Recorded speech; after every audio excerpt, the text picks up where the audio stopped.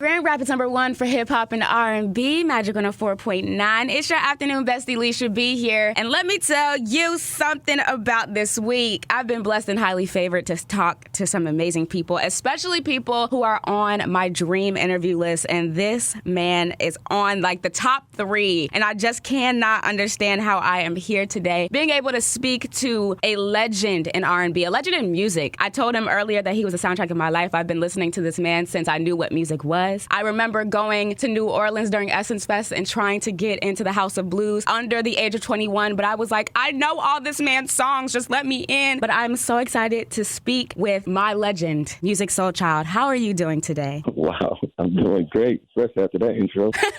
I had to make it so it was good because, again, moments like this, I thank God every day for what I do because I'm able to speak to people who have changed my life and changed the perspective and allowed me to be here. So thank you. Oh, nice. No problem. Happy to do it. Victims and Villains. This project is incredible. You're sequencing your mind. Like, the story that is told in this project is insane. Can you explain to people who are a little late to the party and haven't listened to the album yet why you decided to name this project Victims and Villains? The short answer is I just thought it was a really cool title. It was a line in a song that's on the album. It's the last song on the album called We Were Just Binging. And when I was looking for a title for the album, that song was playing. And as it was playing, that line came up. And I thought to myself, oh, wow, that's a high line. And then the next thought was like, well, if you like it so much, why don't you make it the title? And then I thought, okay, well, if I do that, then I'm going to need a song because I know some people are going to be looking at it and be like, okay, Victims and Villains, what's that about? And right. then there's a song on the album. Oh, okay, cool. But the long answer, which I'm going to try to make it short as possible, is that I just noticed there's a lot of talk. There's a big conversation, collective conversation that's consistently being had in these relationship streets about what's right and what's wrong, who's supposed to be doing this and who's supposed to be doing that, what type of people you're with, because all of that. You got to throw in trauma, you got to throw in mental health, you got to throw in expectations, you got to throw in all of this stuff. And that's just my way of weighing in on it from my personal perspective, specifically talking about, well, let me paint you a scenario that you may not always know what you're looking at and what you're witnessing and even what you're a part of, or even further, which role you play. Exactly. You know, which part you play in that scenario. So maybe you might want to think twice about your perspective and your judgments and your expectations, you know, so Victims and Villains. I agree. That's why during this listen that I had for the project, I feel like I was getting attacked low-key because I was like, dang, I can't, oh, no. I can't imagine how many people probably think that I'm the villain in their life. And I'm over here being like, absolutely not. I'm so perfect. Nothing's wrong. Right. But this project definitely told me to sit down and like really think about it, especially we were just binging. Let's talk about that track because you just brought it up. That track is crazy. The lyricism, the beat, shout out to Hit Boy on this record. Everything about it is insane. Relating this to how the streaming platforms, like you binge shows, you're just always constantly consuming things and relating that to relationships. I said, this is why music makes music. This is why we love him so much because he is relating life to what is currently happening. So can you tell us the music writing process when you came with that song? Well, first I got to shout out my writing partner, Alex. You know, he's out here in Atlanta, and he has his own studio called Layers. He got a few projects out there, A-L-E-X. Some places it's A-L-E-X. Some places it's A-apostrophe-L-E-X, but it's Alex. And he's a really dope artist, I would say. He sings, raps, produces. He went to school for engineering. Like he's my engineer. Sometimes I took him out on the road. He was my stage tech for a minute. Like he's in everything. Yeah, he's that guy. Shouts out to Alex. But I brought him up because, you know, we brainstormed a lot on this project. And that's actually the first song. We Were Just Binging. Oh, wow. Was the first song, that was recorded ultimately for this album, even before it was an album. It was just me recording songs because I was excited to work with Hit Boy, you know, and definitely also shouts out to Hit Boy. I just thought it was a hot concept, a hot topic to talk about because we do, like you said, we do consume content in the way that we do through social media, through all these streaming platforms. And this consumption kind of shapes our perspective on life and the world around us because of how people are putting into their content their interpretation of life, you know, specifically in relationships. So I just thought it was cool to talk about how, you have a lot of people that are in more situationships than actual, traditional relationships where it's exclusive. We have, our respective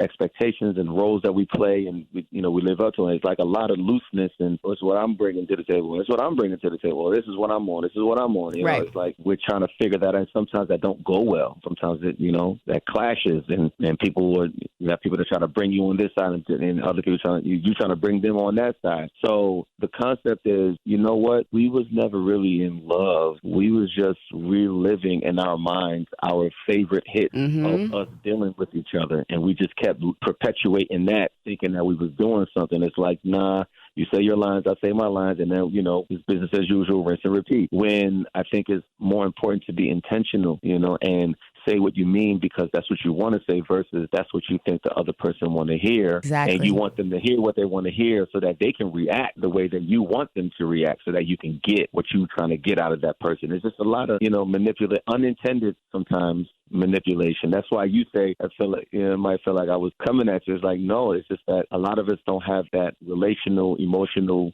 self-awareness where we realize exactly what kind of impact we're having on the situation and that other person. And now if you have two people that are that way, it's like, you ever been in a conversation that y'all are both talking, but y'all are not having the same conversation? Every time. Yeah. It's kind of like that kind of thing. So I just wanted to speak on it so that, because I've experienced that in my own way, in my own life. And all of these songs are inspired by spaces that I've been through. They're not autobiographical because I don't want to make it personal to me. I just know that it's something that everyone goes through, but just know that it's coming from a real place. And I feel like these were important conversations to have. For sure. Just listening to how you were breaking it down. Again, you weren't coming at me. It's just... No, I completely understood what you said and what you meant, but I was just touching on it to give you context of why you felt that way. Exactly. It felt therapeutic. Like this album specifically just felt... It was much needed for me personally. It just felt like someone was speaking to me specifically and like being that uncle figure, being like, all right, let me sit you down and tell you some real stuff here,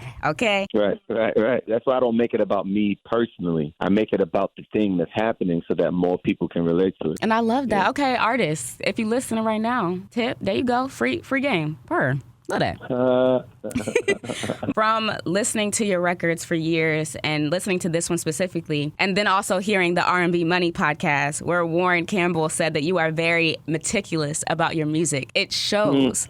So I want to ask one last question. From this record specifically, what was the hardest song that you were like, okay, I don't know if this is going to make the album because I'm so like, it's not right yet? The real answer is all of them.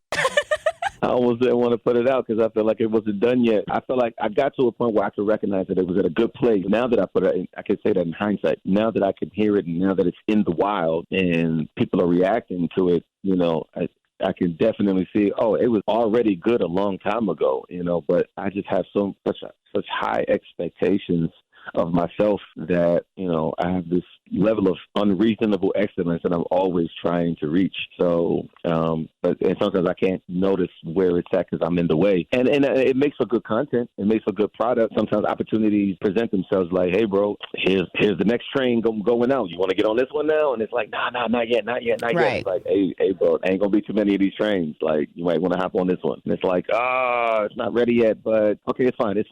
Come on, let's go. And then, I'm an artist. I'm sensitive.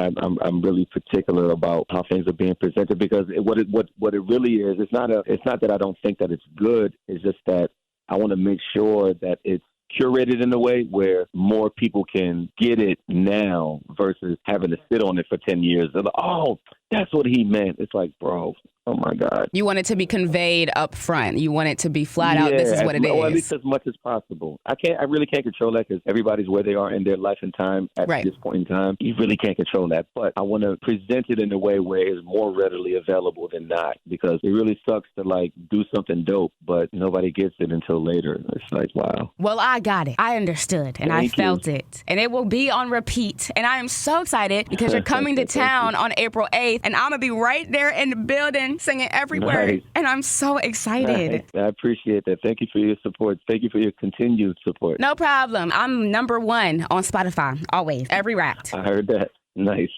But yes, I can't wait for you to come on April 8th. Maybe I can finally meet you and I'll try not to cry. Oh, that would be dope. Yeah, see if we can figure that out. Yes, but thank you so much for your time. And I appreciate you so much. Continue your artistry and understand that you are so mattered. Like, we appreciate you. At least I appreciate you. Let me speak for myself. I appreciate you. Your music has moved my life, and I hope that you continue to move others as well. Thank you. Me too. I'm grateful to be able to do that. So, yeah, thank you.